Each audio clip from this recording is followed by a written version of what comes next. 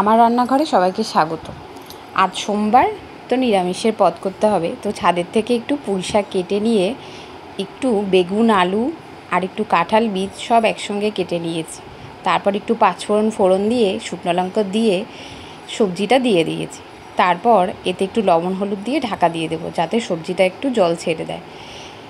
এবার দেখতে পাচ্ছ একটু সেদ্ধ হয়ে আসছে, তাহলে এতে টমেটো দিতে হবে। টমেটোটা দিয়ে ভালো করে ঢাকা দিয়ে রাখবো, যাতে টমেটোটা সব সবজিতে ভালো করে মিশে যায়।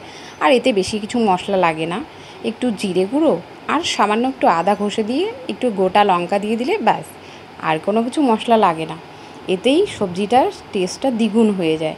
আর পুঁইশাকের এত সুন্দর একটা গন্ধ বের হয়, যেটা খুবই ভালো লাগে। এই যে দেখতে পাচ্ছ আমার সবজিটা ফাইনালি রেডি হয়ে গেল, সব কিছু মজে গিয়েছে, সেদ্ধ হয়ে গিয়েছে ভালো মতো। এবার এতে দিতে হবে একটু সামান্য চিনি দিয়ে ভালো করে ঢাকা দিয়ে রাখবো, কারণ চিনিটা সব কিছুর সাথে মিশে যাবে। তারপর এই যে দেখতে পাচ্ছ আমার সবজিটা রেডি, একদম গামলায় ঢেলে নিয়েছি। এবার এতে একটু ধনেপাতা দেবো। তোমাদের যদি রান্নাটা ভালো লাগে তাহলে শেয়ার করো। Thank you.